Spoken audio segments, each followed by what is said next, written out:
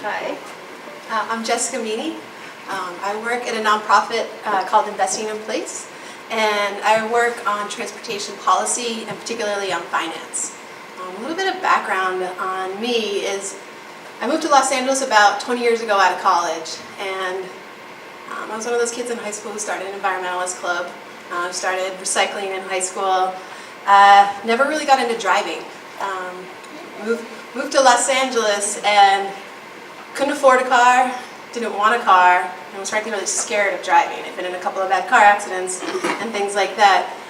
When I moved here, I moved to off La Cienega, and I got a job at a bookstore, and the first thing I went out and did was buy a bicycle.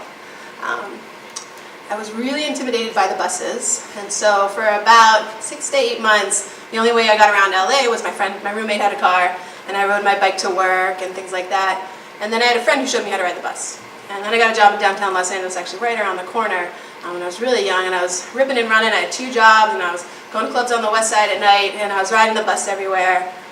But I constantly kept coming back to this feeling of who's ever designing the city for walking or biking, or riding the bus, or getting around without a car, clearly was driving, because the experience I was having was pretty crappy. This was before Lyft, this was before apps, I survived 2 bus strikes where there were no buses for 30 days and we would ride Foothill Express, but I started to kind of young, in my 20s, trying to find my place in the world and work, and all my friends were like, you should just really work in transportation, that's all you talk about. And I wasn't at the time, but I just was still really enamored of cities, and I went to Cal State LA and I studied urban sociology. And got, like we were hearing from Jess from Open Silo, this idea of social cohesion, and this idea that 85% of the world lives in the cities. And I was like, well, if we all live in cities and we want to increase social cohesion, one of the ways I think my 2 cents could really make change was how we get around, how we build a city that works for everyone, particularly those who don't have a car. I ended up getting really lucky. Somebody gave me a job right around the corner at the Southern California Association of Governments. I worked as a transportation planner. I was the only person who worked there who didn't have a car, and they thought I was crazy.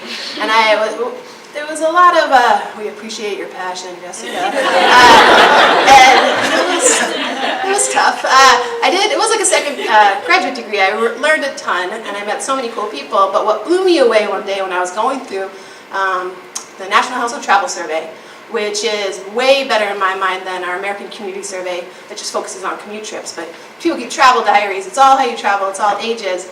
And I found that in Los Angeles County, 20% of all the trips we make are on foot or on bicycle.